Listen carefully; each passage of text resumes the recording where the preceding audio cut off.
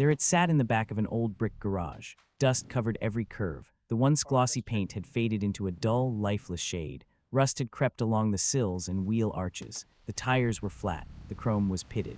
The engine hadn't turned in decades. But beneath the neglect, beneath the corrosion and grime, was an icon, the legendary Mini Cooper.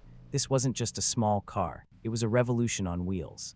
Designed in the late 1950s by Sir Alec Isigonis, the Mini changed automotive engineering forever with its transverse engine layout and front-wheel drive system.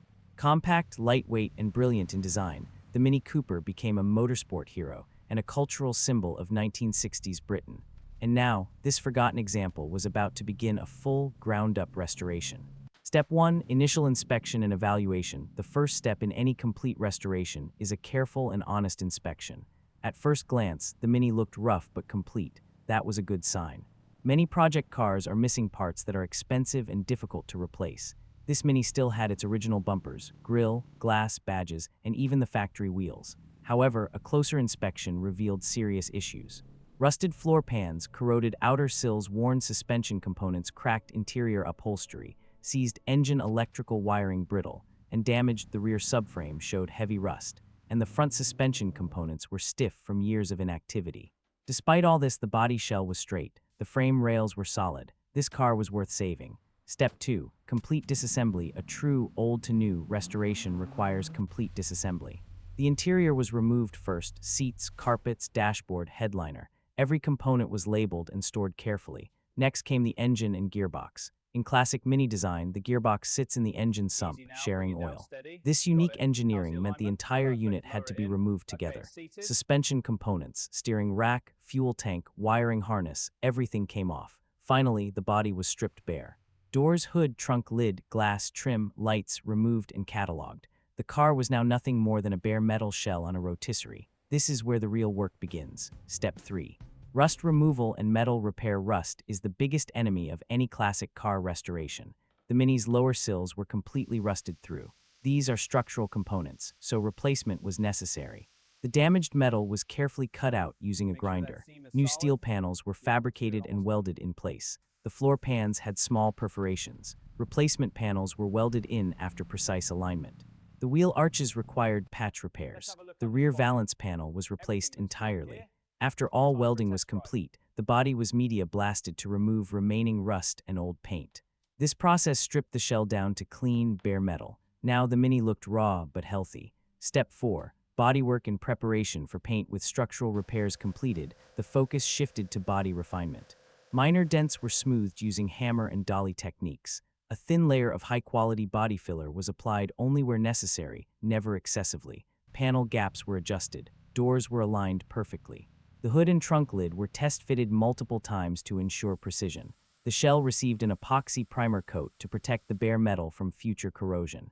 After drying, the surface was block sanded to achieve perfect smoothness. Primer was reapplied and sanded again. This process was repeated until the surface was flawless. For the paint color, the decision was made to return the car to its original factory specification, classic red body with a white roof. In the paint booth, multiple layers of base coat were applied carefully. Each coat was allowed to flash properly before the next. Then, several layers of clear coat were sprayed for depth and protection. After curing, the paint was wet sanded and machine polished to a mirror-like shine. The transformation at this stage was dramatic. What once looked abandoned now looked reborn. Step 5. Engine rebuild. The heart of the Mini Cooper is its small but spirited inline-4 engine. The engine block was completely dismantled. Years of sitting had caused internal corrosion and stuck piston rings. The block was cleaned chemically and then bored slightly oversized to remove cylinder wear. New pistons were installed along with fresh piston rings. The crankshaft was polished and fitted with new bearings. Oil seals were replaced throughout. The cylinder head was rebuilt with new valves, valve guides, and springs. The head was lightly resurfaced to ensure proper sealing. The original twin SU carburetors were disassembled, cleaned, and rebuilt with new gaskets and seals. The gearbox was also rebuilt with new synchros and bearings. Every bolt was torqued to factory specifications. When fully assembled and painted in its original engine color, the power unit looked brand new. Step 6. Suspension and braking system. Handling is what made the Mini Cooper famous. The suspension system was completely refreshed. New rubber suspension cones, installed shock absorbers, replaced control arms sandblasted, and painted all bushings, replaced the braking system, received equal attention.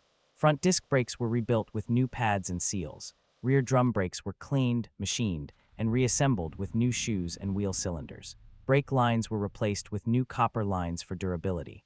Safety and performance were restored together. Step 7. Interior restoration. The interior had suffered from time and moisture. The seats were stripped to their frames. New foam padding was installed, followed by fresh black leather seat covers in the original pattern. The dashboard was carefully restored. The large central speedometer, a signature mini feature, was cleaned, recalibrated, and polished. Switches were tested and repaired where necessary. A new headliner was installed. Fresh carpeting was fitted throughout the cabin. Door panels were reupholstered to match the seats. Stepping inside now felt like traveling back to the 1960s. Step 8. Electrical system renewal. Old wiring can be dangerous and unreliable. A brand new wiring harness replaced the brittle original system.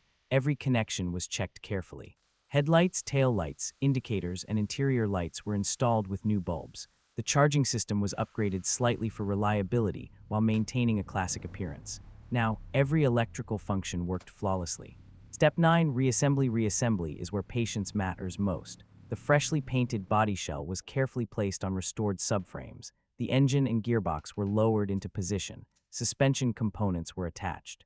Brake and fuel lines were connected. The glass was installed with new rubber seals. Chrome bumpers were polished and mounted. Badges were carefully aligned. Every nut and bolt was tightened with precision. Slowly, the Mini Cooper began to look complete again. Step 10. First engine start. After months of work, the moment finally arrived. Fuel was added. Oil was filled. Battery connected. The ignition key turned. The engine cranked slowly at first, then fired. The small 1,275cc engine settled into a smooth idle. No smoke, no leaks, strong oil pressure. It was alive again. Step 11. Road testing. The first drive is always emotional. The clutch engaged smoothly. The gearshift felt precise. Steering was sharp and responsive. On winding roads, the Mini felt light and agile like a go-kart with doors. Final tuning adjustments were made to carburetors and ignition timing. After several hundred kilometers of careful testing, the restoration was officially complete.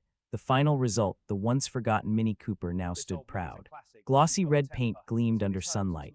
Chrome sparkled. The engine ran strong. The interior looked factory fresh. From rust and silence to shine and performance. This was not just a repair, it was a resurrection. Why this restoration matters. Classic Mini Coopers represent an era of innovation and personality in automotive history. They won rallies. They became cultural icons. They proved that small cars could be exciting and competitive. Restoring one is not just about mechanics, it's about preserving history. Conclusion. A dusty, abandoned Mini Cooper sat untouched for decades. Many would have scrapped it. Instead, it was given time, skill, and dedication. The result: a fully restored classic, better than new, yet faithful to its roots. From old to new, from forgotten to legendary, the Mini Cooper lives on.